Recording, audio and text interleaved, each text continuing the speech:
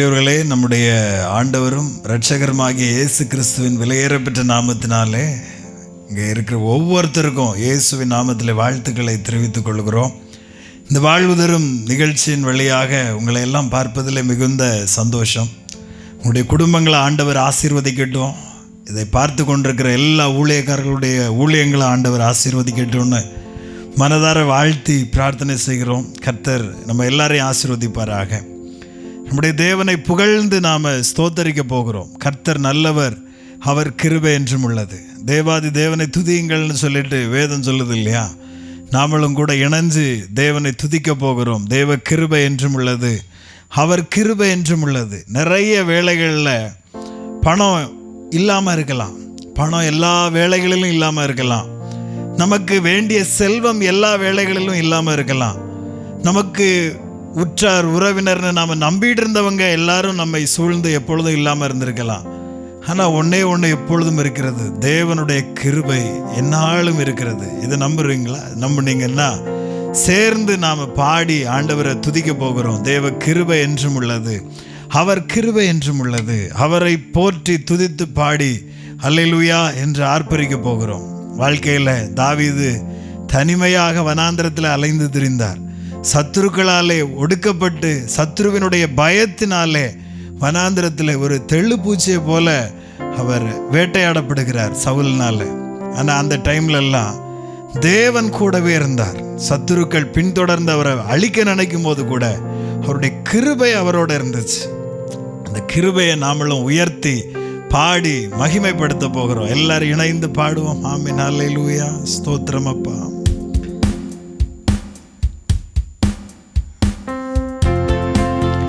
அப்படியே இருக்கிற இடங்கள்ல கரங்களை தட்டி நீங்க பாடுங்க. ஒருவேளை தனிமையா பார்த்துக்கிட்டு இருந்தா கூட சரி, குடும்பமா பார்க்குறீங்களா, எப்படிப்பட்ட நிலைமையில அதை பார்த்து கொண்டிருந்தாலும் இணைந்து நாம் தேவனை ஆராதிக்க போகிறோம். தேவ கிருபை என்றும் உள்ளது, அவர் கிருபை என்றும் உள்ளதே. அவரை போற்றி துதித்து பாடி அல்லேலூயா என்றார் பரிப்போம். அவரை போற்றி துதித்து பாடி அல்லேலூயா என்றார் பரிப்போம். சத்துரு சேனை தொடர்ந்து சூழ்கையில் பக்தனம் தாவீதின் தேவன் நமக்கு. சத்துரு சேனை தொடர்ந்து சூழ்கையில் பக்தனம் தாவீதின் தேவன் நமக்கு. சென்றாரே அவர் நல்லவர், அவர் கிருபை என்றும் உள்ளதே. சென்றாரே அவர் நல்லவர், அவர் கிருபை என்றும் உள்ளதே. தேவ கிருபை என்றும் உள்ளது. அப்படியே பாடுங்க எல்லாரும். கிருபை என்றும் உள்ளதே. அவரை போற்றி துதித்து பாடி அல்லேலூயா என்றார் பரிப்போம். அவரை போற்றி துதித்து பாடி அல்லேலூயா என்றார் பரிப்போம். ஒருவேளை சபையில ஊழியம் செய்கிற இடத்துல தனிமையாக நிற்கிறது போல எண்ணிக்கொண்டிருக்கிறீங்களா? குடும்பத்துல நான் தனிமையா இருக்கிறேன், என்னை விசாரிக்க ஒருத்தர் இல்லை என்று சொல்லி எண்ணிக்கொண்டிருக்கிறீர்களா? ஊழியத்தில் உதவி செய்ய யாரும் இல்லை என்று சொல்லி எண்ணிக்கொண்டிருக்கிறீர்களா? அன்றைக்கு நெகேமியாவுக்கு உதவி செய்த தேவன் கூடவே இருக்கிறார். ஹல்லேலூயா.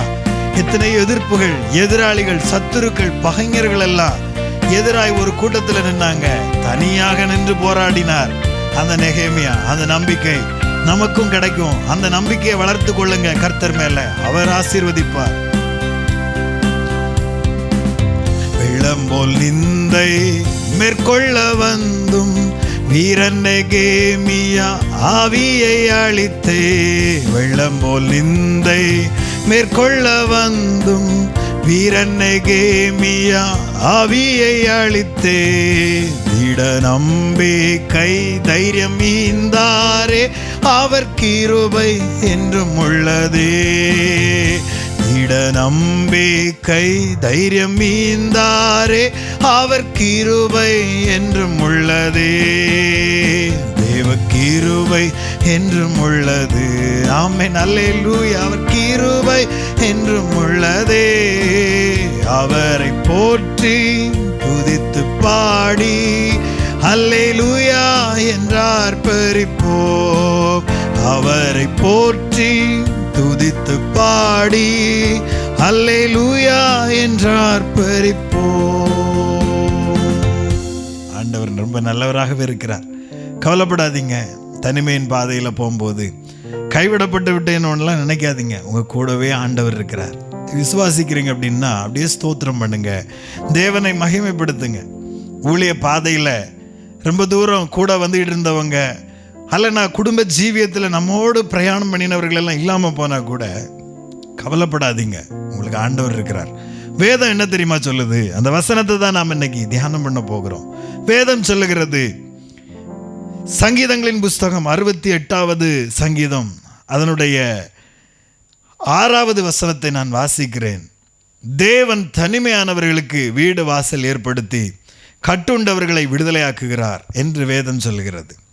தேவன் தனிமையானவர்களுக்கு வீடு வாசலை ஏற்படுத்துகிறார். ஆங்கில வேதாகமும் இதை குடும்ப வாழ்வு என்று சொல்லி அழைக்கிறது.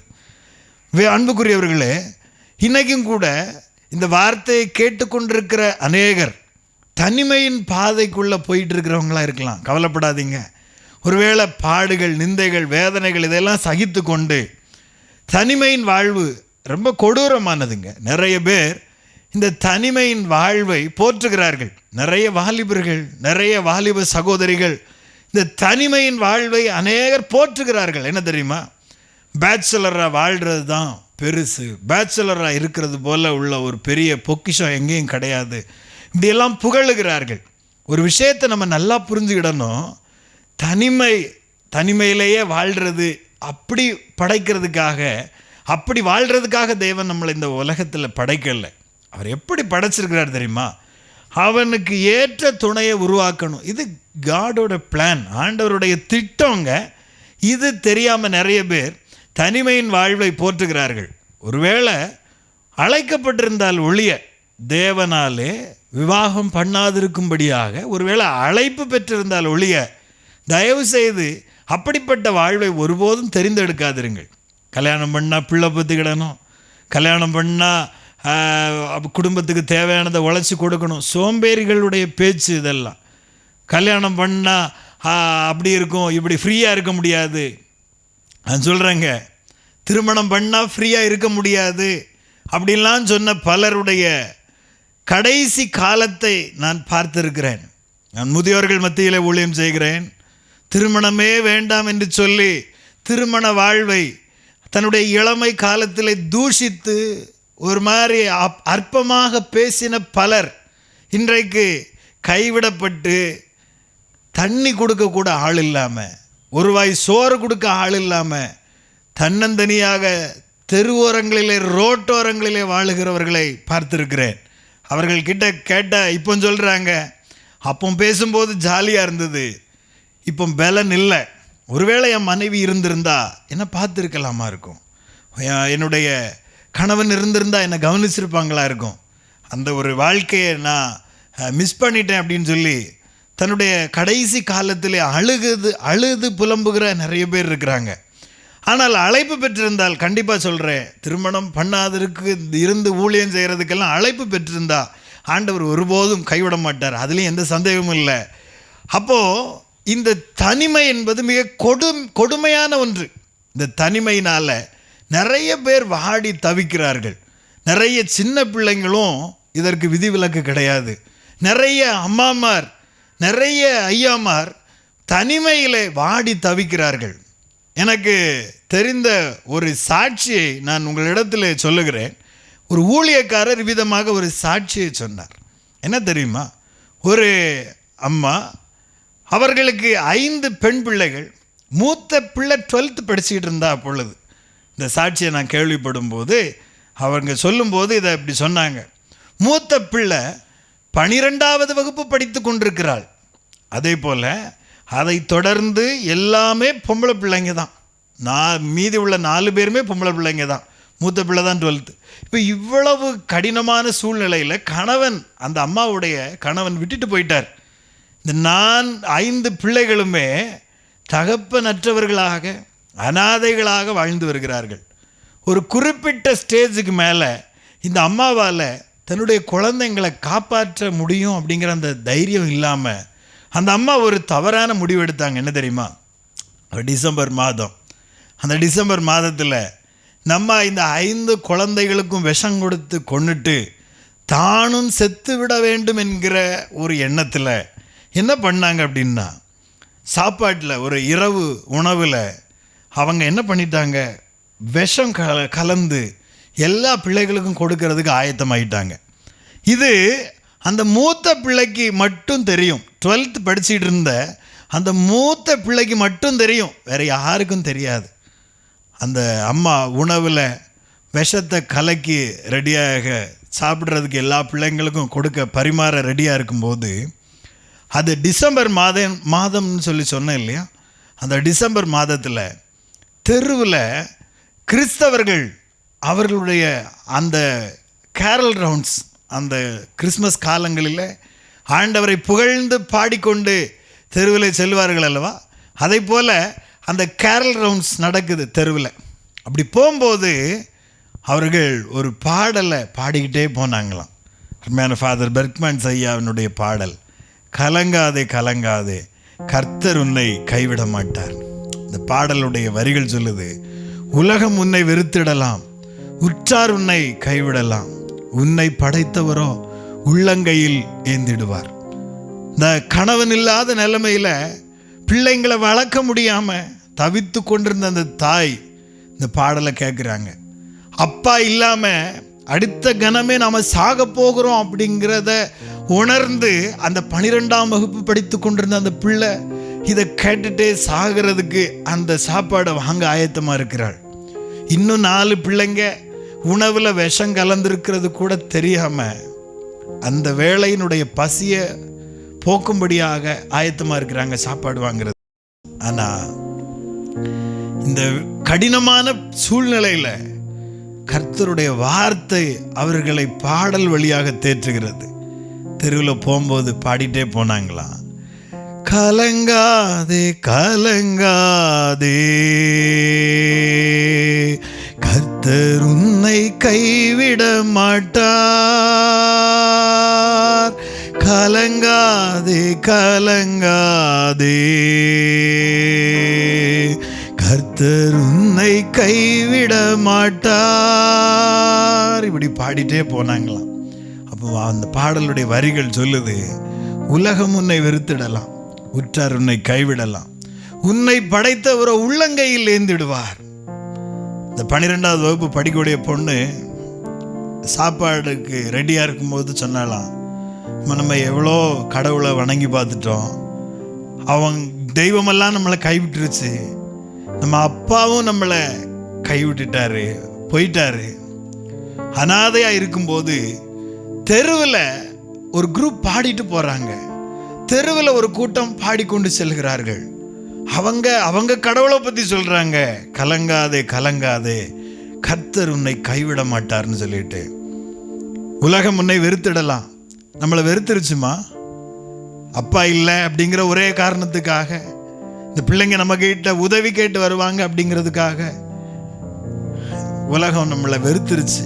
உற்றார், நமக்கு உரியவர், நம்ம அப்பா கூட நம்மளை காப்பாற்ற முடியாதுன்னு சொல்லிட்டு அவர் கை கழுவிட்டு அவர் ஓடியே போயிட்டார், எங்கே போனார்னே தெரில.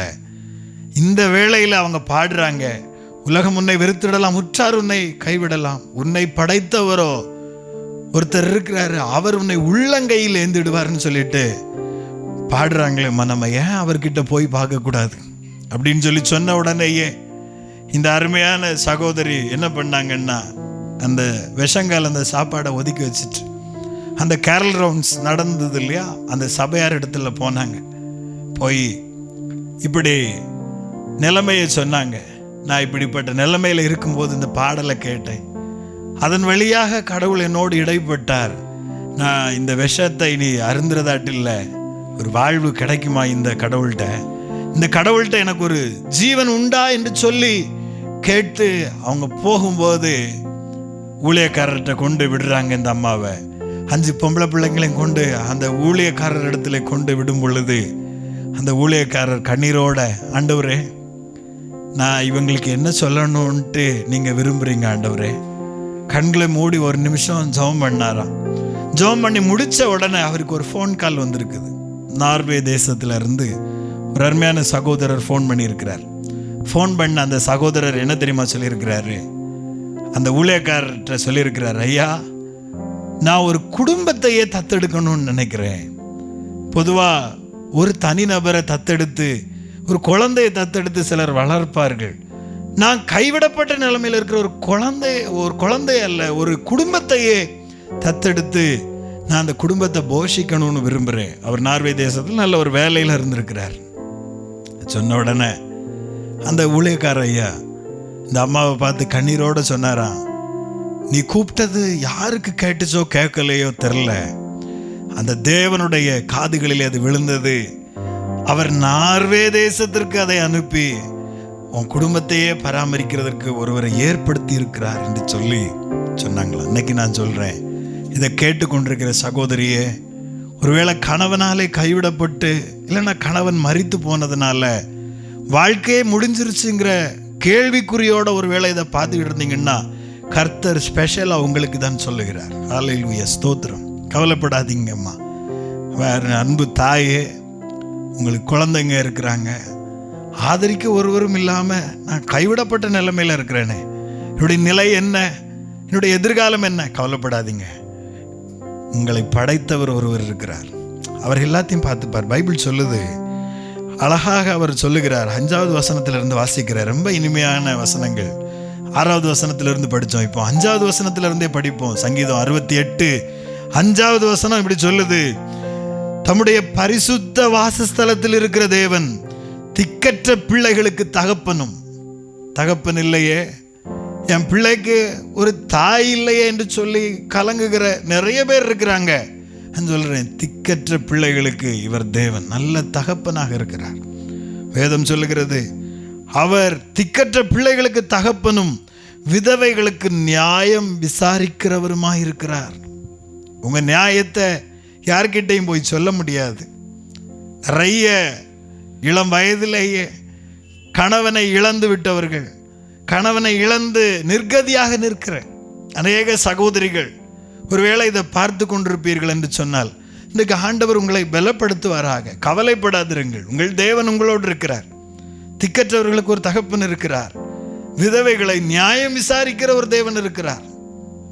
ஒரு ஃபேமிலியில் கணவன் இறந்த உடனேயே இரக்கமற்ற மனிதர்கள் இப்போ என்ன தெரியுமா பண்றாங்க? நிறைய பேர் பண்ற பொல்லாத விஷயம் என்ன தெரியுமா? இறந்த உடனேயே அது மருமகள் அல்லவா, அவங்க மகன் இறந்துட்டாருன்னா கூட நிறைய குடும்பங்கள் நடக்குது. அது மகள் அல்லவா. என்னுடைய மகள் என் வீட்டுக்கு வந்திருக்கிறா, என்னுடைய மகளை போல நான் நடத்த வேண்டாமா? அநேக கிறிஸ்தவர்கள் கூட என்ன தெரியுமா பண்றாங்க? தன்னுடைய பிள்ளை இறந்துட்டோம்னாலே அந்த பொண்ணை, தன் வீட்டிற்கு நம்பி வந்த அந்த பொண்ணை அந்த குடும்பம் தான் பொறுப்பெடுக்கணும் நியாயமா. ஆனால் என்ன பண்ணிடுறாங்க தெரியுமா? அற்பமாக நினைத்து இல்லாத பொல்லாத பட்டத்தை அவள் மீது சுமத்தி அநேகர் துரத்தி விடுகிறார்கள். அது மட்டும் இல்லை, அந்த மகனுக்கு சேர வேண்டிய சொத்துல கூட எதையாவது கொடுத்து அவளை வாழ வைக்கலாம், அது கூட செய்ய போறது கிடையாது. எதுவுமே இல்லாதபடிக்கு துரத்தி விடுகிற குடும்பங்களும் உண்டு. ஒருவரையும் தனிமைப்படுத்தாதிருங்கள். ஒருவேளை தனிமைப்படுத்தப்பட்ட நிலைமையில நீங்க இருந்து கொண்டிருந்தாலும் கூட கவலை கொள்ளாதிருங்கள்.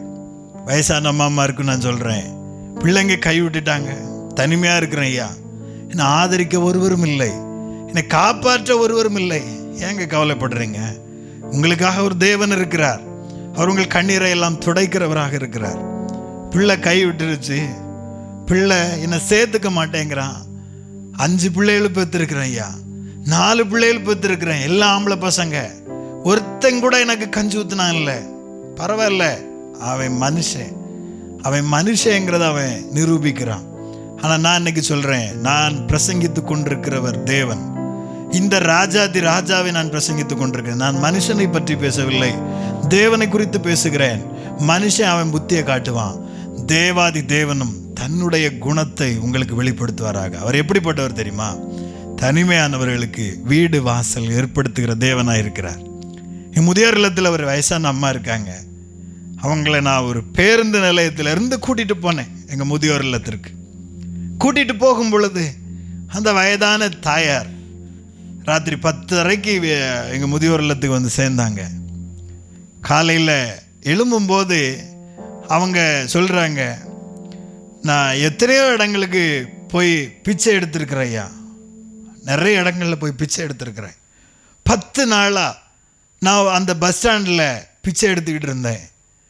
எனக்கு ஆதரிக்க ஒருவருமே இல்லை, என்னை காப்பாற்ற ஒருவரும் வரல. எனக்கு மழை வரும்போது அவங்க சொல்கிறாங்க, ஒரு சுரங்க நடைபாதைக்கு கீழே போய் படுத்திருப்பாங்களாம். அங்கே இன்னொரு பிச்சை எடுக்கிற ஒரு அருமையானவர் என்ன பண்ணுவார்னா, இது ஏன் இடம், நீ இங்கே வந்து படுக்கக்கூடாதுன்னு அவங்கள துரத்தி விடுவாங்களாம். மழைக்குள்ளேயும் வெயிலுக்குள்ளேயும் உட்கார்ந்து பிச்சை எடுத்து கொண்டிருந்தாங்களாம். ராத்திரி சரியாக தூக்கம் கிடையாது. படுக்கிறதுக்கு ஒரு இடமாவது தாங்க ஆண்டவரேன்னு சொல்லி கூப்பிட்டேன். அவங்க கிறிஸ்தவ நம்பிக்கையை சார்ந்தவர்கள் அல்ல, இயேசுவை சார்ந்த விசுவாசமுடையவர்கள் அல்ல. இப்போவும் முதியோர் இல்லத்தில் இருக்கிறாங்க. அவங்க கடவுள் இயேசு கிறிஸ்துவை கடவுளாக கொண்டவர்கள் அல்ல. ஆனால் அவங்க கூப்பிட்டாங்க, கடவுளே அப்படின்னு கூப்பிட்டாங்க. கூப்பிட்ட அந்த சத்தம் உண்மையான கடவுளாகிய இயேசு கிறிஸ்துவினுடைய காதுகளிலே தான் விழுந்தது என்று நினைக்கிறேன். எங்களை அந்த இடத்துக்கு அனுப்பினார். எதேர்ச்சையாக ஒரு ஊழியக்காரர் வழியாக நாங்கள் அவர்களை சந்திக்க நேர்ந்தது. உடனே போலீஸ் ஸ்டேஷனில் போய் அவங்களுக்கு செய்ய வேண்டிய கடமைகளை எல்லாம் நிறைவு செய்து அவங்கள எங்கள் ஹோமுக்கு அதுக்கு பிறகு நாங்கள் கூட்டிகிட்டு போனோம். இந்த வயசான பாட்டியம்மா காலையில் எழும்பி உட்கார்ந்து அவங்க சொல்கிறாங்க, உங்கள் கடவுள் தான் ஐயா இனி ஏன் கடவுள், உங்கள் தேவன் தான் இனி என்னுடைய தேவன். ஏன்னா கடவுளே என்னை காப்பாற்றுன்னு சொல்லி நான் கூப்பிட்ட போது அது அவருக்கு காதில் தானே விழுந்துருக்குது. அவருக்கு காதில் விழுந்து ஒன்றை தான் அப்பா அனுப்பியிருக்கிறாரு. நீ தான் பிள்ளை, இது உங்கள் பாதையிலே நாங்கள் வர ஆயத்தமாக இருக்கிறோம் அப்படின்னாங்க. இன்றைக்கி நான் சொல்கிறேன், என் அன்பு சகோதரியே, இந்த உலகத்தில் கடவுள்னு ஒருத்தர் இருக்கிறாரு. அவர் இயேசு கிறிஸ்து, உங்களுடைய நோய்களை குணமாக்குகிறவர்.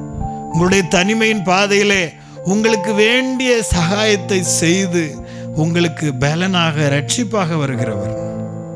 வேதத்தில் ஒரு சம்பவம் இருக்கிறது. நாயின் அப்படிங்கிற ஒரு ஊரில் ஒரு மரண ஊர்வலத்தில் ஒரு மரித்து போன ஒரு வாலிபனை தூக்கிட்டு வர்றாங்க. அவன் தன் தாய்க்கு ஒரே மகன். தாயும் எப்படிப்பட்டவள் தெரியுமா? அவள் கைம்பெண், விதவையாக இருக்கிறாள், கணவன் கிடையாது. யோசிச்சு பாருங்க, செத்துப்போன இந்த வாலிபனை விட மோசமான நிலைமையில இருந்தது யார் தெரியுமா? அந்த தாய். கணவனும் இறந்துட்டாரு ஏற்கனவே. இப்போ ஆதரவாக இருந்த ஒரே வாலிப மகனும் இறந்து விட்டான். யார் ஆதரிக்க முடியும்? யார் காப்பாற்ற முடியும்? ஒருத்தரும் காப்பாற்ற முடியாது. அந்த டைம்ல கர்த்தர் வெளிப்பட்டார். எப்படி தெரியுமா? மரண ஊர்வலம், ஒரு மரண ஓலம் தானே கேட்டிருக்கோம், அழுதுட்டு தானே போயிருப்பாங்க. அந்த மரண ஊர்வலத்தில் அந்த மரண ஓலங்கள் மத்தியில் ஒருவருடைய காலடி தடம் மிக கம்பீரமாய் துணிக்கிறது. ஒரு பெரும் கூட்டத்தோட அந்த ஊருக்குள்ளே பிரவேசிக்கிறாருங்க. லூக்கா எழுதின சுவிசேஷத்தில் வருது, ஒரு பெரும் திரள் கூட்டத்தோட கர்த்தர் அந்த இடத்துக்குள்ள, அந்த நாயின் அப்படிங்கிற அந்த ஊருக்கு வர்றார். வரும்பொழுது என்ன நடக்குது தெரியுமா? இந்த வாலிபனை தூக்கிட்டு வர்றாங்க, அடக்கம் பண்ணும்படியாக தூக்கிட்டு வர்றாங்க. அவனை மட்டும் இல்லைங்க, அந்த தாய்க்கும் அவளுடைய சொந்தம் பந்தம்னு இருந்த அந்த நிலைமையெல்லாம் தூக்கி அடக்கம் பண்ணுறாங்க. அவளை தனிமைப்படுத்துகிறார்கள். இந்த நிலைமையில் தூக்கிட்டு வரும் பொழுது தான் கர்த்தர் என்ன பண்ணுறாரு தெரியுமா? அவர் ஊரின் வாசலுக்கு சமீபித்த போது, 12வது வசனம் 7வது அதிகாரம் லூக்கா 7:12, இயேசு ஊரின் வாசலுக்கு சமீபித்த போது மரித்து போன ஒருவனை அடக்கம் பண்ணும்படி கொண்டு வந்தார்கள். அவன் தன் தாய்க்கு ஒரே மகனாய் இருந்தான், அவளோ கைம்பெண்ணாய் இருந்தாள். ஊரில் வெகு ஜனங்கள் அவளுடனே கூட வந்தார்கள். எல்லாரும் வர்றாங்க, ஆனால் யாரும் ஹெல்ப் பண்ண முடியாது, யாரும் உதவி செய்ய முடியாது. கடன் பிரச்சனையில் இருந்தால் பணத்தை கொடுத்து உதவி செய்யலாம். மகன் செத்து போயிட்டான்னா நினச்சாலும் ஒன்றும் செய்ய முடியாது. மகன் செத்து போய் அடக்கம் பண்ணும்படியாக அந்த மரண ஓலத்தின் மத்தியில் இந்த ராஜாதி ராஜாவினுடைய காலடி ஓசைகள் மிக கம்பீரமாக அந்த ஊருக்குள்ளே நுழையுது. உள்ளே வர்றாரு. வந்து என்ன தெரியுமா பண்ணுறாரு? கர்த்தர் அவளை பார்த்து அவள் மேல் மனதுருகி. இன்றைக்கும் நான் சொல்கிறேன், தனிமையானவர்களுக்கு ஆண்டவர் சொல்கிறாரு, உங்கள் மேலே மனதுருகுகிற ஒரு தேவன் இருக்கிறார். அவளை பார்த்து மனதுருகி அவர் சொல்கிறாரு, அழாதே என்று சொல்லி. நீங்கள் அழும்போது கூட கொஞ்சம் அழுன்னு சொல்லி சொல்கிறதுக்கு உற்றார் உறவினர்கள் இருப்பார்கள். நீங்கள் அழும்போது உங்களை இன்னும் கொஞ்சம் தூண்டி விட்டு இன்னும் கொஞ்சம் அழமாட்டாளா, அழுது அழுது சாக மாட்டாளா என்று சொல்லி நினைக்கிறவர்கள் கூட ஒருவேளை இந்த உலகத்தில் இருப்பாங்களா இருக்கும். ஆனால் அழுகிற டைமில் அழாதேன்னு சொல்லி சொல்கிறதுக்கும் ஒரு பெரிய கெப்பாசிட்டி வேணும். அது கர்த்தருடையது, ஆண்டவருடையது. அவர் என்ன தெரியுமா சொல்கிறாரு? அழாதே என்று சொல்லி அவளை பலப்படுத்துகிறாள். பலப்படுத்தி என்ன பண்ணுறாரு தெரியுமா? கிட்ட வந்து பாடையை தொட்டார். அதை சுமந்தவர்கள் நின்றார்கள். அப்பொழுது அவர், வாலிபனே எழுந்திரு என்று உனக்கு சொல்லுகிறேன் என்றார். எழுந்தார். இன்றைக்கி நான் சொல்கிறேன், உங்களுடைய குடும்பத்தில் தனிமையின் பாதையில் நீங்கள் போய்கொண்டிருக்கும் பொழுது தனிமையை மாற்ற அவர் வந்திருக்கிறார். அவரை உயர்த்துவோம், அவரை கொண்டாடுவோம், அவரை மகிமைப்படுத்துவோம். எல்லாரும் அப்படியே கண்களை மூடி என் கூட நீங்கள் ஜெபம் பண்ணுங்க. அவர் வந்திருக்கிறார், உங்கள் வீட்டுக்கு வர்றார் சகோதரி. ஹல்லேலூயா, ஸ்தோத்திரம். அவர் வந்து உங்களை பார்த்து சொல்கிறார், அழாதே மகளே. உங்களை குத்தினவங்க, உங்களை துன்பப்படுத்தினவங்க, இவங்க மத்தியில் கலங்கி கொண்டிருக்கிறவங்களை பார்த்து ஆண்டவர் சொல்கிறார், அழாதே மகளே. ஹல்லேலூயா, ஸ்தோத்திரம். அவர் வந்து உங்களுடைய கண்ணீரை எல்லாம் துடைப்பார். ஹல்லேலூயா, ஸ்தோத்திரங்கள் தாவே. நீங்கள் எதுக்காக கலங்கணும், எதுக்காக அங்கே கவலைப்படணும்? சகோதரியை பயப்படாதிருங்கள். ஹல்லேலூயா, ஸ்தோத்திரம், ஸ்தோத்திரங்கள் தாவே. நான் உன்னை விட்டு விலகுவதும் இல்லை, நான் உன்னை கைவிடுகிறதும் இல்லை என்று சொல்லி கர்த்தர் சொல்லியிருக்கிறார் அல்லவா? தனிமையானவர்களே பயப்படாதிருங்கள். ஹல்லேலூயா, ஸ்தோத்திரம். ஐயோ, மனைவி விட்டுட்டு போயிட்டான், என் குழந்தைய வச்சுட்டு நான் இனிமேல் எப்படி வளர்க்க போகிறேனோ தெரியல. ஆண்டவர் இருக்கிறார் சகோதரனை, பயப்படாதீங்க. ஒருவேளை ஐயோ என்னுடைய மனைவி விட்டுட்டு போயிட்டான்னு சொல்லி அழுகிற சகோதரர்கள் மட்டுமல்ல, என்னுடைய கணவன் விட்டுட்டு போயிட்டாருன்னு அழக்கூடிய சகோதரிகளும் கூட ஒருவேளை இருப்பீர்களா இருக்கும். ஒருவேளை என்னுடைய பிள்ளைங்க எல்லாரும் என்னை கைவிட்டுட்டாங்கன்னு சொல்லி கலங்கக்கூடிய பெற்றோர் ஒருவேளை இருப்பீங்களா இருக்கும். என் பெற்றோர் என்னை கைவிட்டுட்டாங்களேன்னு சொல்லி அழக்கூடிய பிள்ளைங்க கூட ஒரு வேளை இருப்பீங்களா இருக்கும். கவலை கொள்ளாதிருங்கள்.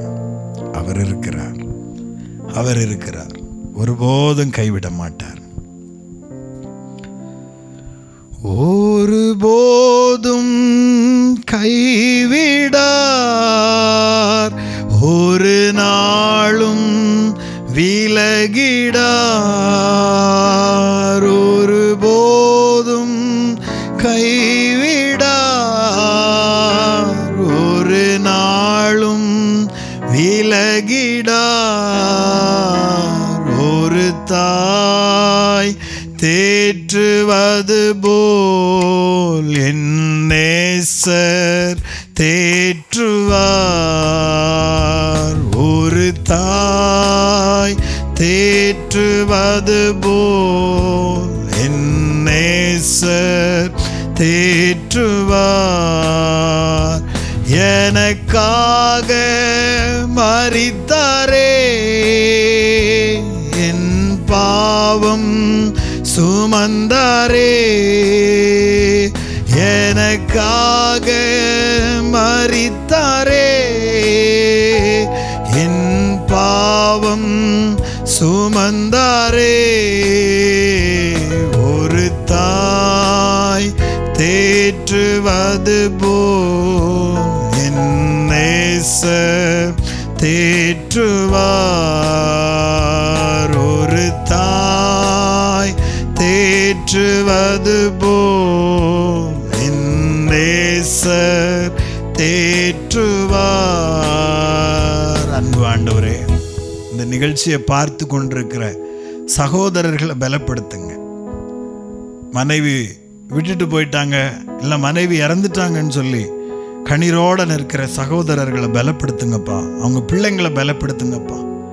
என் கணவன் மரித்து போனார், அல்ல என்னை விட்டுட்டு போயிட்டாருன்னு சொல்லி கண்ணீரோடு நிற்கிற அன்பு சகோதரிகளை ஆண்டவர் பலப்படுத்துவீராக ராஜா. என் பிள்ளை என்னை கைவிட்டுட்டான், என் மக என்னை கைவிட்டுட்டா, என்னை பார்க்கறதுக்கு யாரும் இல்லைன்னு சொல்லிட்டு தனிமையிலே கதறி கொண்டிருக்கிற அம்மா மாரை பலப்படுத்துங்க ஆண்டவரே. ஐயா மாரை பலப்படுத்துங்கப்பா. ஒரே இரவில் கண் விழித்து பார்க்கும் பொழுது என் அம்மாவும் இல்லை, என் அப்பாவும் இல்லைன்னு சொல்லிட்டு அனாதைகளாக நிற்கிறேனே என்று சொல்லி கண்ணீர் விட்டு கொண்டிருக்கிற சின்ன குழந்தைங்கள்ல இருந்து ஆண்டவரை ஸ்தோத்திரம், டீனேஜில் இருக்கக்கூடிய வாலிப பசங்க எல்லாரையும் ஆண்டவருடைய கரங்களில் ஒப்பு கொடுக்குறோம். எல்லாரையும் ஆண்டவர் ஆசீர்வதிங்க, பலப்படுத்துங்க, பொறுப்படுத்திக் கொள்ளுங்க ராஜா. உங்க நாம மட்டும் மகிமைப்படட்டும். எல்லா மகிமையும் நீர் எடுத்துக்கொள்ளும். இந்த நிகழ்ச்சியின் வழியாக கர்த்தர் ஒவ்வொருவரோடும் பேசி இருக்கிறீர். நமக்கு ஸ்தோத்திரம். கர்த்தர் தொடர்ந்து வழி நடத்தும், ஆளுகை செய்யும், ஆசீர்வதியும், வல்லமையால் நிரப்பும் கர்த்தாவே. இயேசு ரட்சகர் நாமத்திலே ஜெபிக்கிறோம். ஜெபம் கேளும் ஜீவன் உள்ள நல்ல பிதாவே, ஆமென். நாத்துமாவே கர்த்தரை ஸ்தோத்திரி, முழு உள்ளமையோருடைய பரிசுத்த நாமத்தை ஸ்தோத்திரி. நாத்துமாவே கர்த்தரை ஸ்தோத்திரி, கர்த்தர் செய்த சகல பாரங்கள் மறவாதே. ஆமென். God bless you. கர்த்தர் உங்கள் எல்லாரையும் ஆசீர்வதிப்பார். நீங்கள் நீடிய ஆயுளோட சந்தோஷமாக வாழ்ந்துருங்க. ஒருபோதும் நம்பிக்கையை கைவிடாதிருங்கள். உங்கள் தேவன் உங்களை தப்புவிக்க, வழிநடத்த, காப்பாற்ற உங்களோடு வருவார், உங்களுக்கு ஆதரவாக நிற்பார். ஆமென். God bless you. மனிதர் யாரிடமும் பாசம் காட்டுவோம், இயேசு மந்தைக்குள் அழைத்திடுவோம். அதி உற்சாகமாய் அதி சீக்கிரமாய் ராஜா பாதையை செம்மையாக்குவோம். நம் இயேசு ராஜாவே, இதோ வேகம் வராரே, அதிவேகமாய் செயல்பட